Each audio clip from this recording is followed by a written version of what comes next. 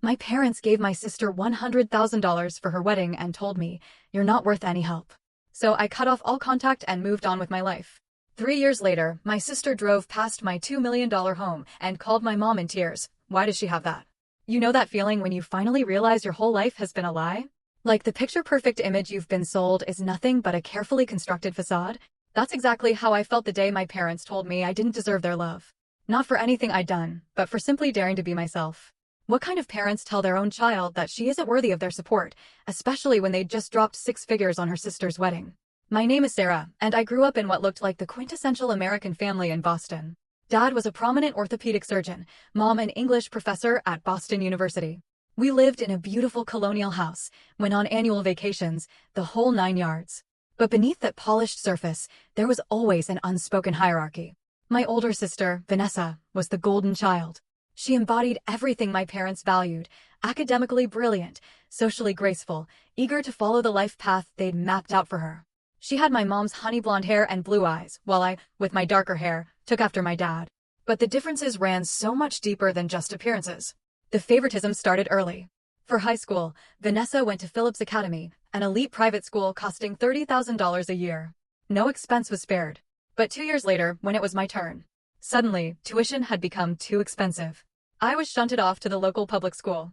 "We need to be practical about finances," Mom explained, adding, "Besides, you've always been more independent than your sister." Independence, I soon learned, was less a trait and more a necessity. While Vanessa got constant guidance, I just figured things out. Then came the cars. When Vanessa turned 16, a brand new Honda Civic, complete with a giant red bow, sat in our driveway. My parents beamed, snapping photos, Dad telling her, "You've proven yourself responsible. We're so proud." 2 years later, on my 16th birthday, crickets. No car. Instead, a suggestion: get a part-time job if you want to save up. So I did. Weekends, summers, I worked at a coffee shop, finally scraping together enough for a 10-year-old Toyota. It had questionable brakes and no AC, but it was mine. "This will teach you the value of hard work," Dad said, as if it had been his intentional lesson all along. The pattern continued. Vanessa got a post-graduation trip to Europe for her academic achievements. Me? College is expensive enough without additional travel. She went to Northwestern, all expenses paid, tuition, a comfortable off-campus apartment, a generous monthly allowance. When my college applications came around, the conversation dramatically shifted. "We've already spent so much on education," Mom sighed. "Student loans will teach you fiscal responsibility. Everyone has debt these days." I managed a partial scholarship to Boston University, but still took out substantial loans, working 20 hours a week at the campus bookstore just to stay afloat. And unlike Vanessa, who dutifully studied business administration as my father suggested, I pursued marketing, against their explicit advice. "Marketing is for people who couldn't get into better programs," my father once sneered at a holiday dinner, not bothering to lower his voice. But despite their constant comparisons and dismissals, I excelled. Dean's List every semester, competitive internships, a network of incredible friends who became my chosen family. And then, my junior year, I met John. John was studying computer engineering, working in the university's wine tasting department to pay for school. Like me, he was raised with the expectation of self-sufficiency.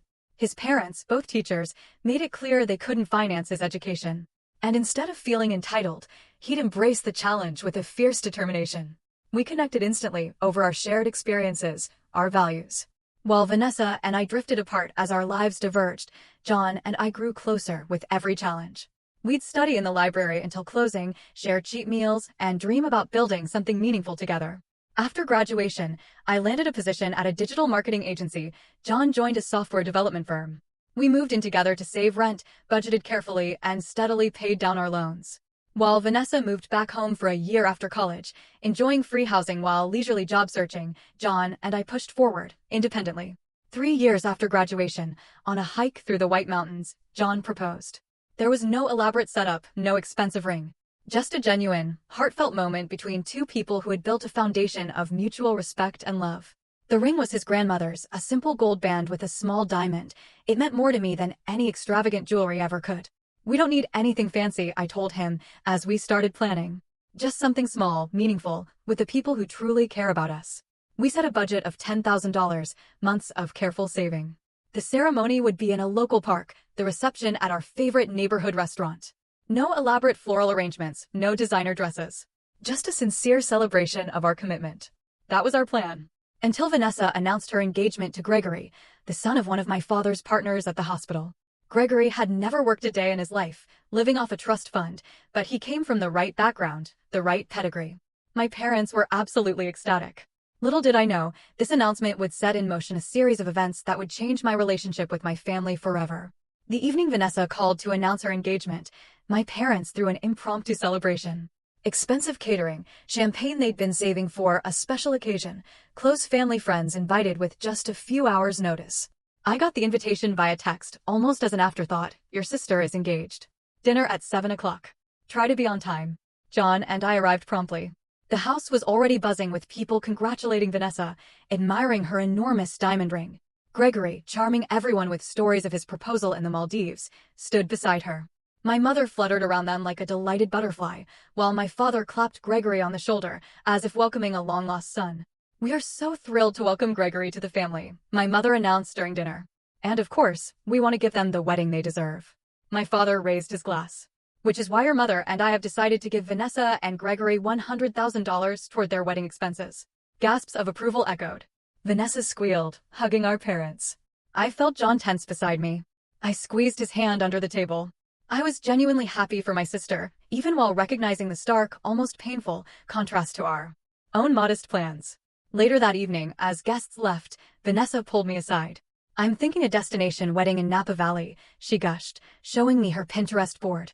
200 guests minimum, a designer gown, a live band. Oh, and you'll be one of my bridesmaids, of course. Not maid of honor, though. That's Olivia. Olivia, her college roommate, someone she'd known for less than 5 years.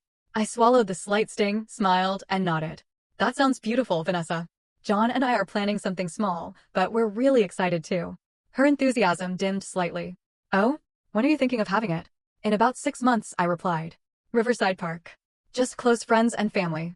6 months? That's so soon. And outdoors? What if it rains? She looked genuinely confused, as if she couldn't fathom choosing something so simple. We want to keep it intimate and meaningful, I explained, and we're working with what we can afford. Vanessa glanced toward our parents.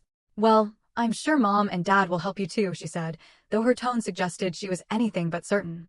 That conversation, though, planted a tiny seed of hope. Maybe, just maybe, my parents would offer some assistance for our wedding. Not the extravagant sum they'd given Vanessa, but something to indicate they valued my happiness equally. With this fragile hope, John and I decided to speak with them directly the following weekend. I called my mother, asking if we could come over for dinner. There was a brief pause on the line before she agreed, suggesting Sunday evening. When we arrived, the atmosphere was noticeably different. Quiet. No special dinner prepared. Mom had made a simple lasagna. Dad was watching golf until Mom called him to the table. We made small talk throughout most of the meal, my parents asking John about his job, commenting on the weather. It was as if they were deliberately avoiding the one subject we'd come to discuss. Finally, as my mother served coffee, I decided to just say it. So, John and I have been planning our wedding, I began. Nothing elaborate, just a small ceremony at Riverside Park, a reception at Martinelli's. We've been saving, but it's still going to be tight with our student loans and rent. My parents exchanged a look I couldn't quite decipher. My father cleared his throat. And what exactly are you expecting from us? He asked, his tone immediately putting me on the defensive. We're not expecting anything, John interjected politely. But Sarah thought it would be nice to discuss if you might want to contribute in some way, as is traditional in many families. My mother set down her coffee cup with a sharp clink. Traditional, she said, her voice dripping with disdain, is for traditional couples. Couples who follow the proper order of things. A cold dread spread through my chest. What is that supposed to mean? I asked, my voice barely a whisper. My father leaned forward, folding his hands on the table. It means, Sarah, that your sister has always made choices that align with our family values. She attended the right schools, pursued a respectable career path, and is marrying into a family that will enhance her social standing and security. My mother picked up where he left off. While you, she said, trailing off as she glanced at John, have consistently chosen to do things your own way. You rejected our advice about college. You picked a career in advertising, of all things. And now you are planning to marry. John filled in the blank, his voice steady despite the obvious insult. A software engineer. My father corrected him coldly. Someone we barely know. Someone from a background that, frankly, does not match our family's social circle. I felt as if I'd been physically slapped. John is brilliant, kind, and hardworking. His parents are educators. What exactly is wrong with his background? My mother sighed dramatically. There's nothing wrong with being a school teacher, she said, in a tone that suggested quite the opposite. But Vanessa is making a match that will secure her future. Gregory's family has connections, resources, standing in the community. So this is about money? I asked, utterly incredulous. It is about choices, my father said, his voice firm, unwavering. And the simple fact is, Sarah, that you do not deserve the same help Vanessa does. You have not earned it. The words hit me like physical blows. Asterisk, you do not deserve. You have not earned it. Asterisk, my voice was barely audible. What would I have needed to do to deserve your support? Marry someone rich? Study what you wanted me to study? Be someone other than who I am? My mother sighed again, as if I were being difficult. This attitude, she said, is exactly what we're talking about. Vanessa understands family obligation. She visits regularly, attends functions with us, maintains the right social connections. What have you done, besides pursue your own interests without any regard for how it affects us? My eyes burned. We have worked hard. I bit back tears. We have paid our own way, built careers we are proud of, found happiness together. I thought that would matter to you. What matters, my father said, his voice chillingly cold, is that we are giving Vanessa $100,000 for her wedding because she deserves it. We will attend your wedding as guests, but do not expect financial support. You have made your independent choices.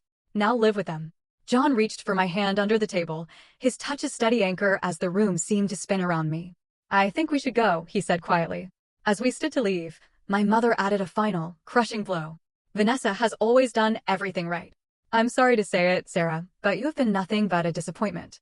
The drive home passed in a blur of tears and disbelief. The parents who should have loved me unconditionally had just confirmed what I had suspected for years. In their eyes, I would never measure up to my sister. Not because of any moral failing or lack of achievement, but simply because I had chosen to be authentically myself, rather than the daughter they had wanted me to be. That night, as John held me while I cried, I made a decision that would alter the course of my life. If my family couldn't accept me as I was, perhaps it was time to redefine what family meant to me. The morning after that devastating dinner, I woke up with swollen eyes and an ache in my chest that felt physical. John had already made coffee and was researching budget wedding venues on his laptop. Maybe we could cut the guest list even further, he suggested, or push the date back a few months to save more. I shook my head, still numb. I can't believe they actually said those things to me. To us. John reached across the table. Their loss, he said simply. We're going to build an amazing life together, with or without their blessing. His quiet confidence steadied me, but I still felt a desperate need to talk to the one person who might understand, Vanessa. I hoped that sisterly solidarity might transcend our differences. I called her that afternoon. Sarah? This is a surprise. Is everything okay? Her tone was pleasant, but distracted. Not really, I admitted. I had dinner with Mom and Dad last night to discuss our wedding plans, and it didn't go well. Oh, she said, sounding suddenly uncomfortable. They mentioned you might be asking for money. The casual way she said it stung. Not just the assumption that I was asking for a handout, but the fact that my parents had already discussed it with her. I wasn't asking for money, I clarified, my voice tight. I just thought they might want to contribute something to my wedding, like they are for yours. But they made it very clear that I don't deserve their help. There was a pause. Look, Sarah, I don't want to get in the middle of this, but you have to admit you've always done things your own way. You can't expect the same support when you don't follow the path they laid out. My throat tightened. So you agree with them? That I'm undeserving because I made my own choices. Don't be so dramatic, she snapped. It's not about deserving. It's about family expectations. I fulfilled them. You rebelled against them. Actions have consequences. Expectations like what? I challenged. Marrying someone wealthy? Following a career path I have no interest in. Don't be jealous of me because I chose the right path. Vanessa shot back. Gregory and I share values with Mom and Dad. We participate in family traditions. We maintain the right social connections. We consider how our choices reflect on the family name. What have you ever done except pursue your own agenda? It was eerily similar to what my mother had said. I realized, then, that Vanessa was never going to be my ally. She had too much invested in the family dynamic as it stood, with her as the golden child, and me as the perpetual disappointment.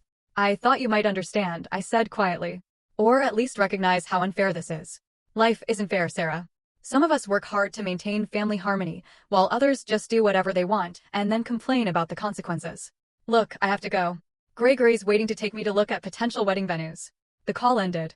And with it, my last hope of finding understanding within my family. In the weeks that followed, I threw myself into work, staying late, taking on extra projects. John worried, but he understood my need to focus on something productive rather than dwelling on the pain. Meanwhile, Vanessa's wedding planning proceeded at full speed. My mother sent group texts with updates about venue selections, floral arrangements, dress fittings. Each message was like salt in an open wound, but I responded with brief, polite enthusiasm. Then I received a formal bridesmaid invitation in the mail. It came with a list of expectations: attendance at 5 pre-wedding events, the purchase of a specific dress costing nearly $1,000, and a contribution to a luxury bachelorette weekend in Miami. The financial burden alone would have been significant, but it was the emotional toll I simply couldn't bear. After careful consideration, I called Vanessa. I declined the bridesmaid role, offering instead to attend as a regular guest. Her reaction was immediate and furious. "This is so typical of you, Sarah. Always thinking of yourself instead of supporting your family. Everyone is going to ask why my own sister isn't in my wedding party." "You can tell them the truth," I suggested. "That I can't afford the financial commitment right now." "This isn't about money," she shrieked. "This is about your attitude. You've always been jealous of me, and now you're trying to ruin my special day." No amount of explanation could convince her that my decision wasn't driven by jealousy.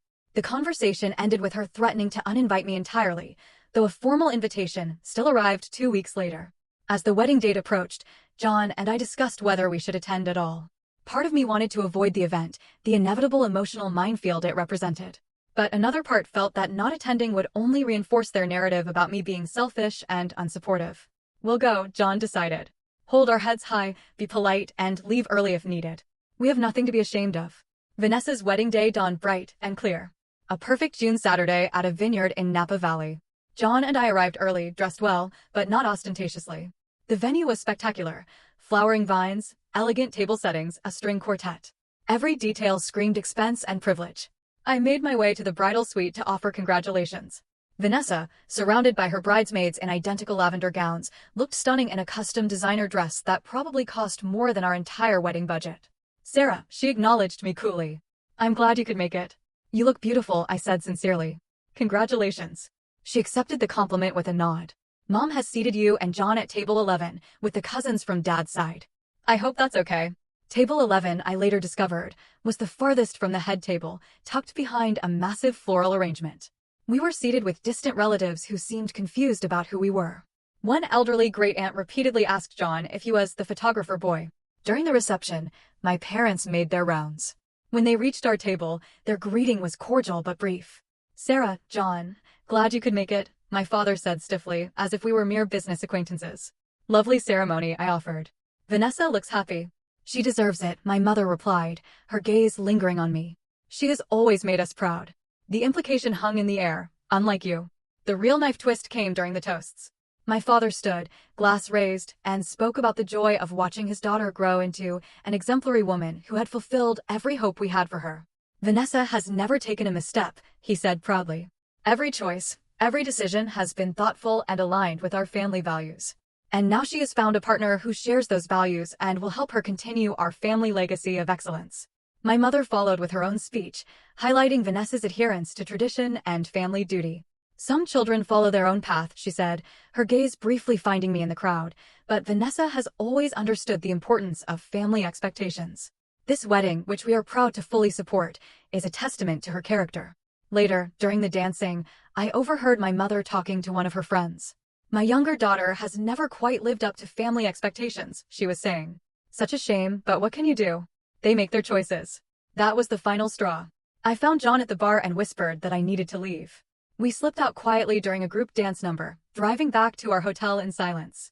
Back in our room, I broke down completely. "I can't do this anymore," I sobbed. "They will never see me as good enough. Nothing I accomplish will ever matter because it's not what they wanted for me." John held me, letting me cry it out. "Then maybe it's time to stop trying to earn their approval," he said finally.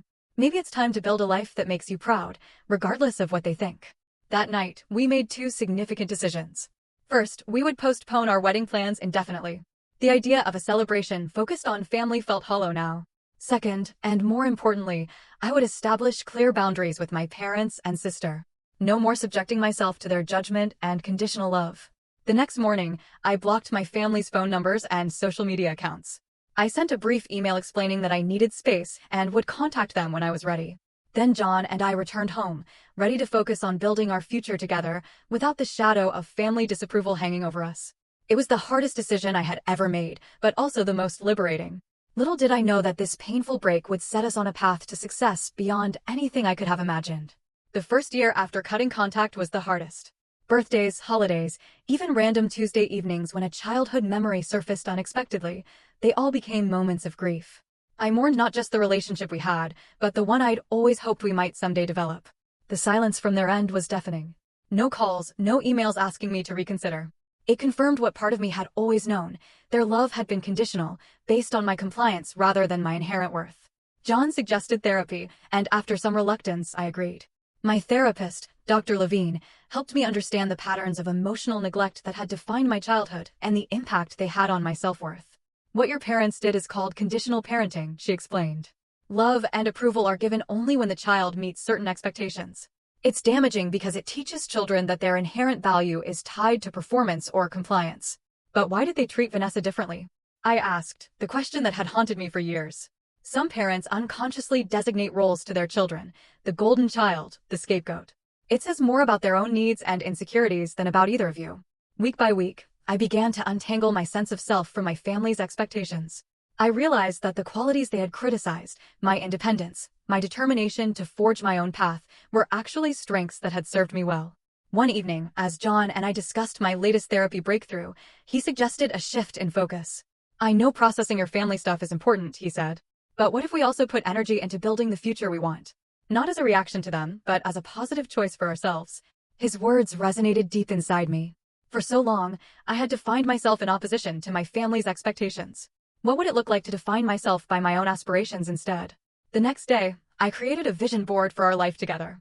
Not the superficial kind with luxury cars, but one focused on meaningful goals, financial independence, work that made a difference, a home that felt safe and welcoming, relationships based on mutual respect and genuine care.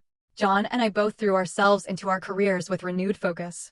I had been at my marketing agency for 3 years and had built a reputation for innovative digital campaigns. When a major client requested me specifically for their rebranding project, my boss gave me the lead and a small team. It was challenging and high-profile, requiring long hours and creative problem-solving, but the results exceeded expectations, earning praise from the client and industry recognition. 6 months later, I was promoted to associate director with a substantial salary increase. John's trajectory was similarly upward. His coding skills and problem-solving abilities caught the attention of senior management, and he was tapped to lead the development of a new software platform. The promotion came with stock options and a salary that nearly doubled his previous earnings. One night, over a celebratory dinner for his promotion, John raised an idea that would change everything. What if we started our own company? He asked. Combining my technical skills with your marketing expertise, there's a gap in the market for agencies that truly understand both sides. The idea took root immediately. We spent evenings and weekends developing a business plan, researching the market, identifying potential clients.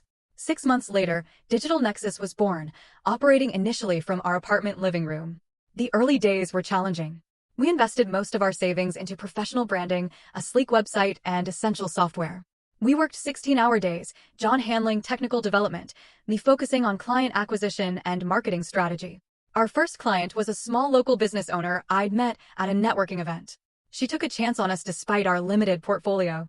Impressed by our personalized approach and enthusiasm, the project was a success, leading to referrals and, gradually, a growing client base. 4 months in, we landed our first major client, a regional restaurant chain needing a complete digital overhaul.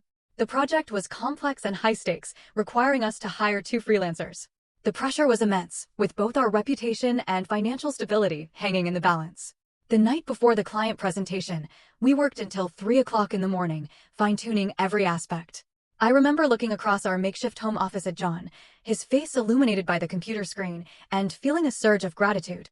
While my biological family had dismissed our potential, we were building something meaningful together. The presentation was a triumph. The client not only approved our work but referred us to several business partners. Within 6 months, we had enough consistent business to lease a small office space and hire 3 full-time employees. By the end of our first year, Digital Nexus had established a reputation for innovative solutions that delivered measurable results. Our client roster included several recognizable brands, and we had expanded to a team of 12. Through it all, my family remained absent. Occasionally, I'd receive a generic birthday card from my mother or a holiday mass email, including me among dozens of recipients. My father never reached out at all. Vanessa sent a stiff announcement of her first pregnancy, addressed to Sarah and guest, rather than including John by name. These small reminders still hurt, but the pain was dulled by the joy and fulfillment I found in the life John and I were creating. We had formed close friendships with several couples who shared our values. We had mentors in the business community. We had built a chosen family that celebrated our successes and stood by us through challenges. On our third anniversary, John suggested we revisit the idea of getting married. Not a big production, he clarified, just something intimate with the people who have actually been there for us. 2 months later, we exchanged vows in the garden of our favorite restaurant, surrounded by 20 friends who had become family. My colleague Sophia stood as my maid of honor, while John's best friend from college served as his best man. There were no elaborate floral arrangements or designer attire, just sincere vows and genuine celebration. The total cost came to just under $8,000, a fraction of what Vanessa's wedding had cost. But as we danced under string lights with people who truly cared about us, I knew our celebration held something money could not buy: authenticity. I did not invite my parents or Vanessa. The decision brought some sadness, but also a profound sense of protection for this new chapter of our lives. Our wedding would not be tainted by their judgment or conditional approval. The months following our wedding brought unexpected developments for Digital Nexus. A case study we published about one of our successful campaigns went viral, bringing attention from larger potential clients and investors. Suddenly, we were fielding calls from venture capitalists. After careful consideration, we accepted an investment that allowed us to scale significantly while maintaining control. We moved to larger offices, expanded our team to 30, and developed proprietary software. 18 months after accepting the investment, we were approached by a major tech company interested in acquiring Digital Nexus. The initial offer was substantial, but John and I were hesitant to give up the company we'd built from scratch. After several rounds of negotiation, we reached an agreement that exceeded our wildest expectations: $20 million, with both of us retained as consultants for 2 years with considerable compensation packages. The night the papers were signed, John and I sat on the floor of our apartment, a bottle of champagne between us, slightly dazed. "We did it," John whispered, his voice catching. "We really did it." I thought about the journey from that painful dinner with my parents to this moment of extraordinary success. Every dismissal, every judgment, every time they had told me I wasn't good enough had ultimately pushed me to prove, not to them, but to myself, that I could create a life of meaning and achievement on my own terms. "I want to buy a house," I said suddenly, "a real home, somewhere we can put down roots." John smiled. "I was thinking the same thing. Let's start looking tomorrow." Little did I know that our new home would become the catalyst for an unexpected confrontation with the past I had worked so hard to leave behind. With our newfound financial security, John and I began searching for our dream home. We weren't interested in ostentatious displays of wealth, but we wanted space, privacy, and a property that reflected our personal aesthetic. After 3 months, we found a stunning contemporary home in an exclusive, gated neighborhood set on 2 acres with mature trees and a view of the city skyline. The house itself was architectural perfection: 4,000 square feet of clean lines, floor-to-ceiling windows, and high ceilings that created an atmosphere of calm spaciousness. The gourmet kitchen, the spa-like primary suite, 3 additional bedrooms, a separate office, it was all magnificent. Outside, a naturally landscaped garden, a sleek infinity pool, and a covered patio with an outdoor kitchen. It was, in every way, the antithesis of the traditional colonial home my parents had always valued, with its formal rooms and conventional aesthetics. The asking price was just under $2 million, a sum that would have seemed impossible just a few years earlier. Now, we could purchase it outright, without a mortgage. The day we signed the closing documents, I felt a sense of achievement that went beyond material acquisition. This home represented freedom, the tangible result of following my own path, despite the disapproval of those who should have supported me most. We took our time furnishing it, creating a space that felt both luxurious and welcoming. It became not just a showcase, but a true home. Meanwhile, we launched a new business venture, a software platform designed to help small businesses compete in the digital marketplace.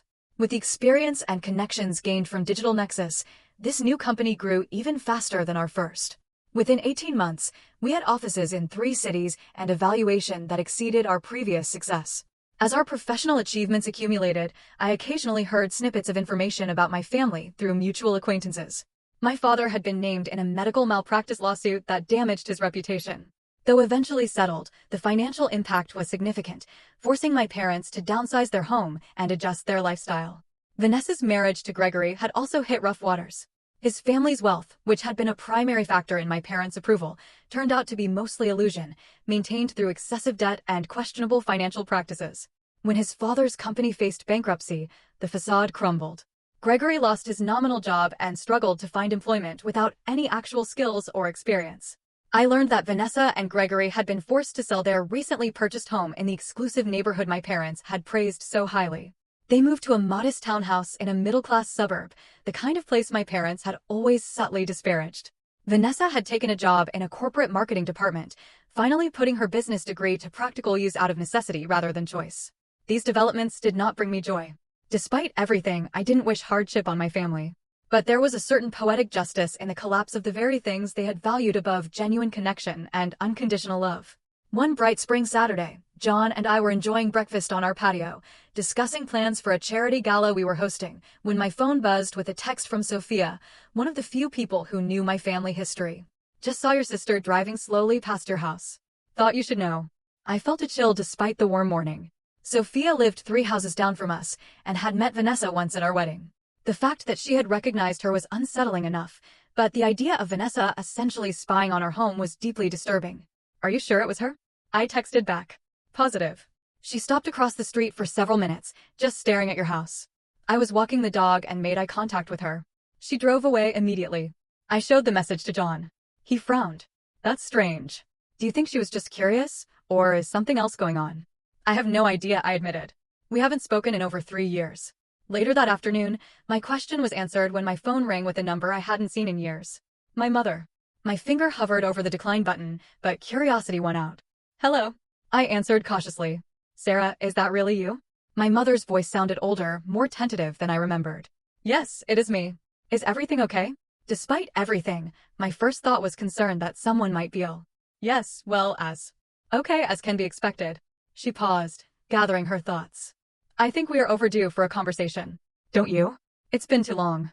The casual way she referred to our estrangement, as if it had been a mutual decision rather than a response to their rejection, made me grip the phone tighter. "Why are you calling now after all this time?" I asked directly. Another pause. "We miss you, Sarah. Family shouldn't be apart like this. And well, Vanessa mentioned she happened to drive by your new home today. It looks quite impressive." There it was. Not concern for my well-being or regret for past treatment, but awareness of my financial success. "She didn't happen to drive by," I corrected. "We live in a gated community 40 minutes from her neighborhood. She would have had to deliberately seek out our address." "Well, regardless," my mother continued, glossing over this fact. "It made us realize how long it's been since we've seen you. We would love to visit your new home, reconnect, put the past behind us." I closed my eyes, processing the sudden reappearance of my family. 3 years of silence, then Vanessa drives by my house, and suddenly they want to reconcile. "I need to think about this," I said finally. "I'll call you back." John listened as I recounted the conversation, his expression growing more concerned with each detail. "It sounds like they found out you're successful and now they want to be part of it," he observed. "The timing is suspicious, to say the least." I nodded, the same thought having crossed my mind. But part of me wonders if I should at least hear them out. Not for their sake, but for my own closure. After much discussion, John and I agreed to a limited meeting. I would invite them to our home, establish clear boundaries, and see if genuine reconciliation was possible, or if their motives were as self-serving as we suspected. I called my mother back the next day. "You can come for coffee this Saturday at 2, I said, keeping my tone neutral. "Just to talk." "Wonderful," she exclaimed. "Your father and I will be there." "Should we bring anything?" "Just yourselves," I replied. "And Mom?" "Vanessa is welcome to come too." There was a moment of silence. "Oh, I'll let her know. I'm sure she'd love to see you." After ending the call, I felt a mixture of anxiety and resolution. Whatever happened on Saturday, I would face my family from a position of strength, secure in the life and identity I had built for myself. They no longer held power over my sense of worth or belonging. Saturday arrived with clear skies and mild temperatures. John and I prepared a simple spread of coffee, tea, and pastries from a local bakery, setting everything on the patio overlooking the pool and garden. As the clock approached 2, we positioned ourselves in the living room, visible through the large windows, but not waiting anxiously at the door.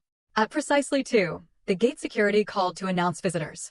Minutes later, a car I didn't recognize pulled into our circular driveway. My father emerged first, followed by my mother, both looking older than I remembered. Last to exit was Vanessa, her expression difficult to read from a distance. John squeezed my hand once before we moved to open the front door. The moment had arrived, to face the family that had once told me I didn't deserve their support. Only now, I was standing in a $2 million home that I had earned entirely without them. Opening the door to my family after 3 years of separation felt surreal. My father had more gray in his hair, deep lines around his eyes that hadn't been there before. My mother looked thinner, her carefully maintained appearance showing signs of strain. Vanessa, holding a designer purse that looked new but was probably from a previous season, had the pinched expression of someone trying very hard to appear unbothered. Sarah, my mother said, stepping forward with arms outstretched, as if the years of silence had been a minor misunderstanding. You look wonderful. I accepted her brief hug without returning it, then nodded to my father and sister. Please come in. Their eyes darted around our entryway, taking in the soaring ceiling, the modern chandelier, the original artwork. My mother made a small noise of appreciation. Your home is lovely, she offered as I led them through to the main living area. So contemporary. Thank you, John replied, stepping forward to stand beside me. We designed some elements ourselves. My father extended his hand stiffly. John, you're looking well. As are you, sir, John replied with professional courtesy. I gestured toward the patio doors. I thought we could sit outside. The weather is perfect. They followed us out to the patio. The setting offered a strategic advantage. The spectacular view provided a natural conversation piece, while the open space prevented any feeling of being trapped or cornered. As we settled around the table, an awkward silence fell. I made no move to break it, curious to see how they would begin a conversation they had requested after years of absence. Well, my mother finally said, reaching for a pastry. This is nice. Family together again. Is it? I asked, my voice calm but direct. Family together again after 3 years without a word? My father cleared his throat. Now, Sarah, there's no need for hostility. We're here to reconnect. I'm not being hostile, I clarified. Just realistic. You wanted this meeting, so I assume you have something specific to discuss. My mother shot a glance at my father. Some unspoken communication passed between them. We have missed you, she said, her voice taking on the placating tone she had always used to smooth over family tensions. We think it's time to put the past behind us. What past are we referring to exactly? I asked. The part where you told me I didn't deserve your support? Or the part where you called me a disappointment for making my own choices? Vanessa, who had remained silent, shifted uncomfortably.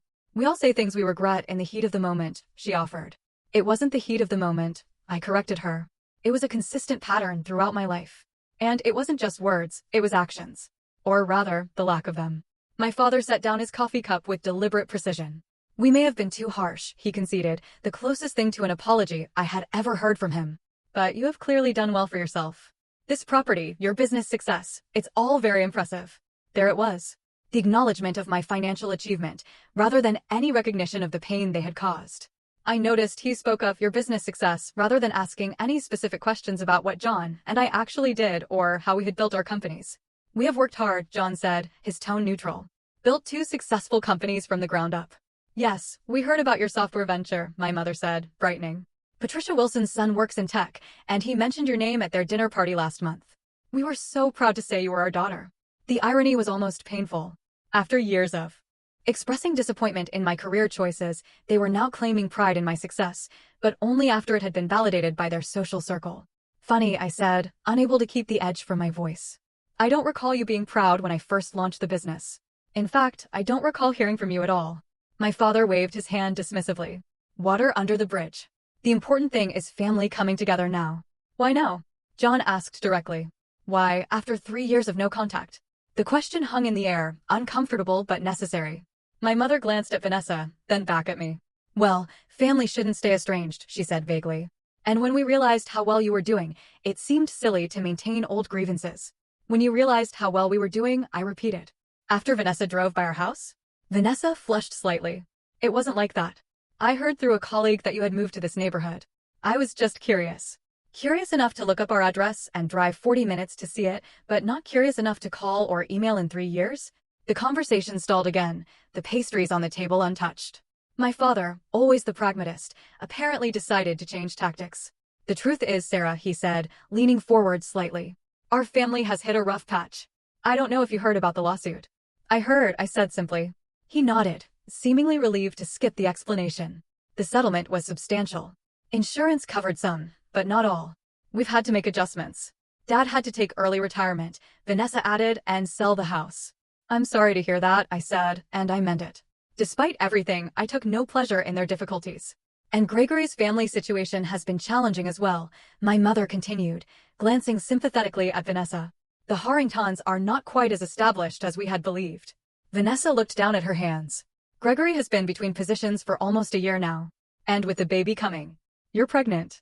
I asked, genuinely surprised by this new information.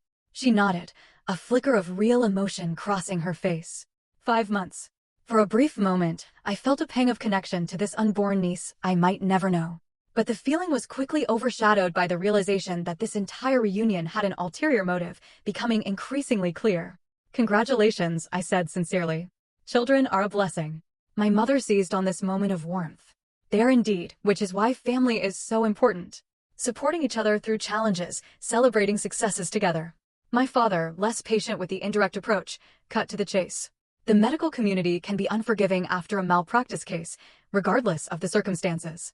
I'm consulting now, but rebuilding my reputation requires connections, resources. And Gregory needs investors for his new business venture. Vanessa added, something in tech, like what you and John do. He has excellent ideas, just needs the right backing. And of course, my mother concluded, family should support each other, the way we supported Vanessa's wedding, for instance. It's just what families do. The audacity was breathtaking. After telling me I didn't deserve their support. After years of silence. They were now sitting in my home, expecting financial assistance. Not because they acknowledged their past behavior or showed genuine remorse, but simply because we shared DNA and I now had resources they wanted access to. I looked at John, finding in his eyes the steadiness that had been my true support through everything. Then I turned back to my family, feeling strangely calm and clear. I think I understand now why you wanted to reconnect, I said, my voice even. And I appreciate your honesty, even if it took seeing my home to bring it about. My mother smiled, seemingly relieved that the subtext was now text. So you will help. We're thinking a loan to start, perhaps $200,000 to help your father reestablish his consulting practice, and maybe the same for Gregory's venture. Family investing in family. The casual way she named these substantial sums, as if they were insignificant tokens rather than more money than they had ever offered me, confirmed everything I needed to know about this reunion. I stood up slowly, straightening to my full height. I need to be honest with you too, I said. I didn't invite you here today to negotiate financial arrangements. I invited you because part of me wondered if genuine reconciliation was possible. My father frowned, sensing the shift in direction. Sarah, don't be dramatic. We're simply discussing practical family matters. No, I corrected him. You were asking for financial help from the daughter you explicitly told was undeserving of your support. The daughter whose life choices you criticized and whose wedding you refused to contribute to because, and I quoted, I had not earned it. Vanessa interjected. That was different. We didn't know you would become so successful. Her words hung in the air. The naked truth finally exposed. Their treatment of me had been based on a calculation of what I could provide them, not on unconditional love or belief in my worth. Thank you for that clarification, Vanessa, I said quietly. It tells me everything I need to know. I turned to my parents, feeling not anger, but a profound sadness for what might have been. I think you should leave now. All of you. My mother's gasp was theatrical. You're throwing us out? Your own family? I am asking you to leave my home, I corrected. The home I built without your support or approval. The home that apparently only made me worthy of your attention once you saw it. My father stood abruptly. This is outrageous. After all we have done for you. What exactly have you done for me? I asked, genuinely curious about his perception. He sputtered, unable to provide specific examples. We raised you, educated you. You provided the legal minimum required of parents, I countered. And made it clear at every turn that I was less valuable than my sister because I didn't conform to your expectations. So, you won't help us? Vanessa asked, her voice small. Not even for your niece? The appeal to family obligation was ironic, coming from someone who had stood by silently while our parents dismissed my worth. Still, I felt a twinge of compassion for the unborn child who would enter this complicated dynamic. I will not be financially supporting Dad's career rehabilitation or Gregory's business venture, I said firmly. But I would be willing to set up an education fund for your daughter, provided it is in her name only and cannot be accessed for any other purpose. My offer, meant as a genuine olive branch to my future niece, was met with indignation rather than gratitude. How dare you dictate terms to us? My mother snapped, as if we can't be trusted with our own granddaughter's future. John, who had remained admirably restrained, finally spoke. I think Sarah has been more than generous given the circumstances. Now, I suggest you respect her request to leave. My father glared at him. This conversation is between family members. John is my family, I said firmly. The family I chose, who has supported me unconditionally. Something the three of you might want to reflect on. There was a moment of tense silence before my father turned and headed toward the door.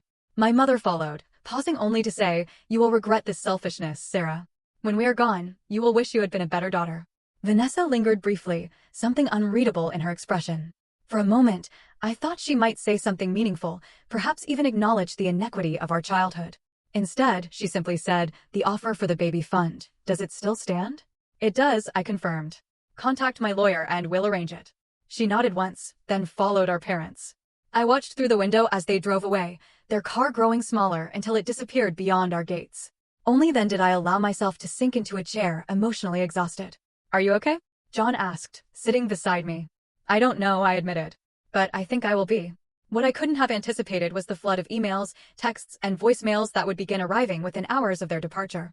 My father demanding reconsideration. My mother alternating between guilt trips and thinly veiled threats about being written out of their will. Vanessa pleading for me to understand their difficult situation. Each message confirmed that I had made the right decision in maintaining boundaries. They still saw me not as a person deserving of respect and genuine connection, but as a resource to be accessed when convenient.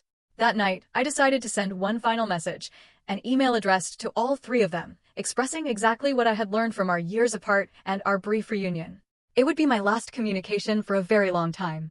The days following my family's visit were emotionally turbulent. I fluctuated between certainty that I had done the right thing and waves of grief for the relationships that might have been. John gave me space when I needed it and comfort when I asked, never once suggesting that I had made the wrong choice. "You set a boundary," he reminded me. "That's not rejection. It's self-protection." A week after their visit, I sat at my desk overlooking our garden and composed the email I had been drafting in my mind for days. It would be my final word on the matter, a closing statement rather than an invitation for further dialogue. "Dear Mom, Dad, and Vanessa, I have given our recent reunion considerable thought. I want to be clear that this email is not written in anger, but from a place of clarity that has taken years to achieve. I do not hate any of you. I do not wish you ill. In fact, I hope you find your way through your current challenges. However, I cannot provide the financial assistance you are seeking. This is not about punishing you for past behavior or withholding out of spite.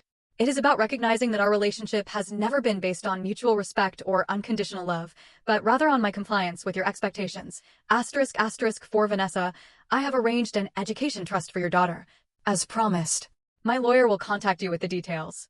This is not because I feel obligated, but because I want your child to have options, regardless of our complicated history. Beyond this, I ask that you respect my decision to maintain distance.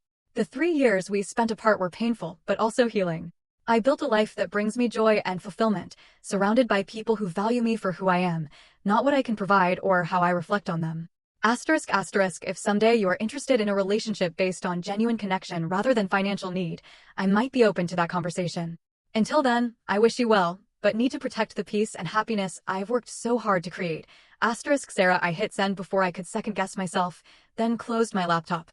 There was a finality to the action that brought both sadness and relief. I had said what needed to be said, without cruelty, but also without compromise. The response was predictable. My father sent a terse message calling me selfish and ungrateful. My mother wrote a lengthy email detailing all she had sacrificed for me, concluding that I was breaking her heart. Vanessa sent a text thanking me for the trust fund, but suggesting I was being unnecessarily harsh with our aging parents. I didn't respond to any of them. Instead, John and I focused on moving forward with our lives and the positive impact we could make with our success. We established a scholarship foundation for first-generation college students, particularly those pursuing entrepreneurship without family financial support. The program provided not just tuition assistance, but mentorship and networking opportunities, the kind of support I had wished for during my own college years. We also created an incubator program for women-owned startups, offering seed funding and guidance to promising entrepreneurs. Watching these businesses grow from concept to thriving enterprises brought a satisfaction deeper than any luxury purchase could provide.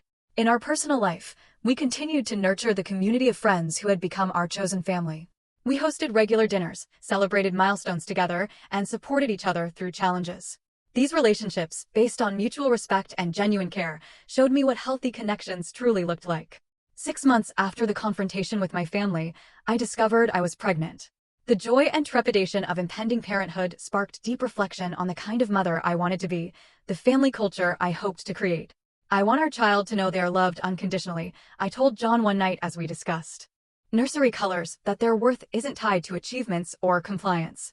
They will know," John assured me, because we both understand how important that is. As my pregnancy progressed, I thought often about the patterns of family dysfunction and how easily they could be perpetuated without conscious effort.